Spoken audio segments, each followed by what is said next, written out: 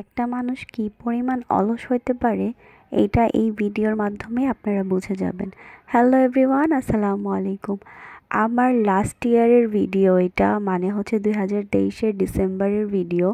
কারণ আমার marriage anniversary ছিল 3rd, আর সেইটাতেই আমরা প্ল্যান করেছিলাম ঢাকার বাইরে, কক্সবাজারে আমরা এই ডেটা স্পেন্ড করব, মানে সেলিব্রেট করব। আর সেজন্যই আমরা আমাদের টুকটাক কিছু কেনাকাটা ছিল, শপিং শেষ করে সেদিন রাতেই রওনা হয়ে গিয়েছিলাম। 10 তারিখ রাতে আমাদের প্ল্যান ছিল আমরা কক্সবাজার যাব।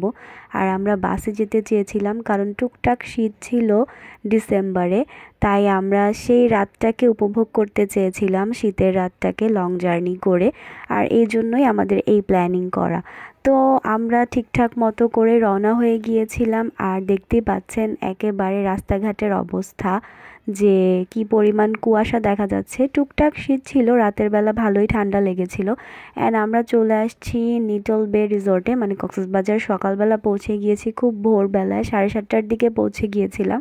অ্যান্ড এইখানে এসে যত ফর্মালিটিস আছে সব কিছু কমপ্লিট করে দেন আমরা রুমে উঠে যাই।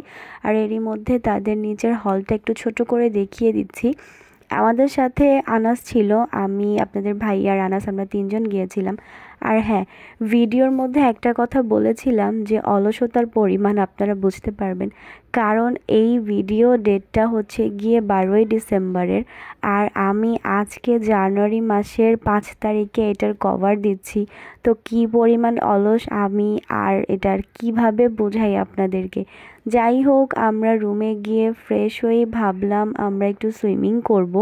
তো আর দেরি না করেই, মোটামুটি টায়ার্ড ছিলাম, তারপরেও ভাবলাম যে না, আসলে সুইমিংটা করলে মনে হয় তারপর রেস্ট নিলে আরও বেশি ভালো লাগবে। এই জন্যই আসলে রেডি হয়ে নেমে পড়লাম সুইমিং করার জন্য।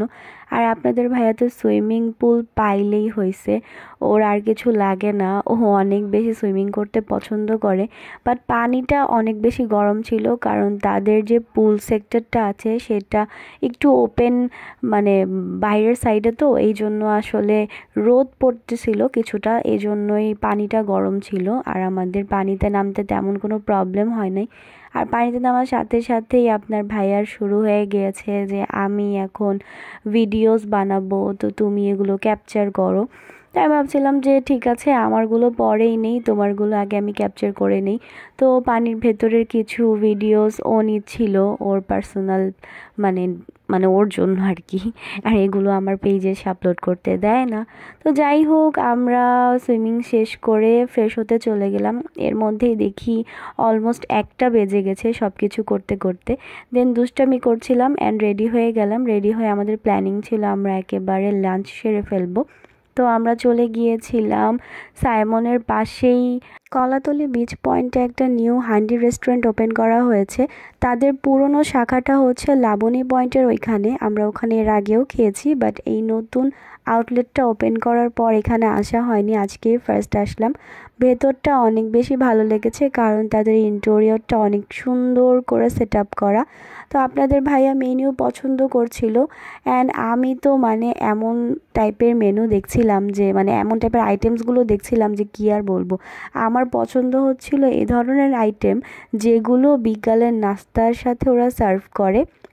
লাইক আমার যেটা সবচাইতে বেশি পছন্দ হয়েছিল চিংড়ি কারি, অ্যান্ড আরেকটা পছন্দ হয়েছিল সেটা হচ্ছে পনিরের কারি, কারণ আমি অনেক বেশি চিজ লাভার।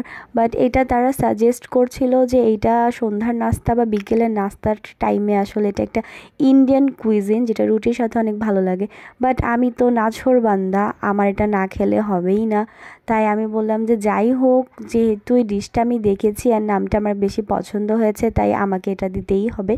তো আপনাদের ভাইয়া বললো থাক, কোনো সমস্যা নেই, যেহেতু খেতে চাইছো তো অর্ডার করেই ফেলো।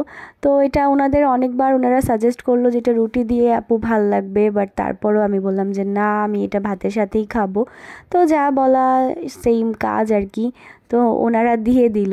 তো এই হচ্ছে তাদের, ছোট্ট করে দেখিয়ে দিচ্ছি তাদের মেনু অ্যান্ড ফুল ইন্টেরিয়রটা। আমার কাছে তো দিনের বেলা এখানে অনেক বেশি ভালো লাগছে টাইম কাটাইতে। আমরা অনেক গল্প করছিলাম আর এগুলো ভিডিও ক্যাপচার করতে করতেই আমাদের খাবারগুলো দেখলাম রেডি হয়ে গিয়েছে।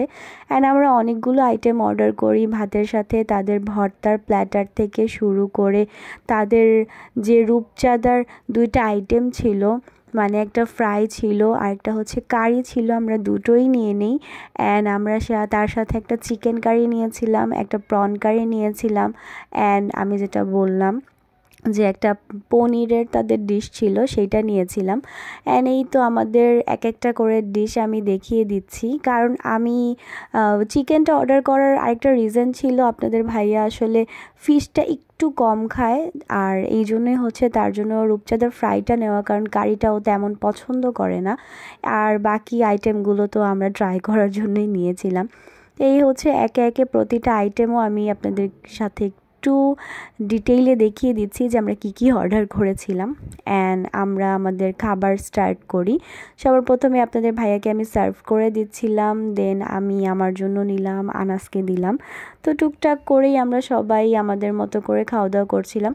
আর হান্ডির খাবারের রিভিউ আমি কি দিব, বরাবরের মতোই ওদের খাবার বেস্ট। আমার কাছে তো মনে হয় তাদের খাবারের টেস্ট সবসময় 10/10 দেওয়া উচিত, অ্যান্ড আমার কাছে লাগে এটা অ্যাকচুয়ালি। আর আপনাদেরকেও রেকমেন্ড করব একবার হলেও হান্ডিতে খাবার ট্রাই করবেন। একটু এক্সপেন্সিভ হলেও কিন্তু খাবার অনেক বেশি মজার। সো আজকের ফার্স্ট দিনটা আমাদের তো কেটে গেল আলহামদুলিল্লাহ ভালোই। দেন আমরা নিচে ঘুরে রেস্ট নিতে চলে যাই। পরের দিনের ভিডিও সুন আপলোড করে দিব ইনশাল্লাহ। ভালো থাকবেন সবাই, সুস্থ থাকবেন, আমার জন্য দোয়া করবেন। আল্লাহ হাফেজ।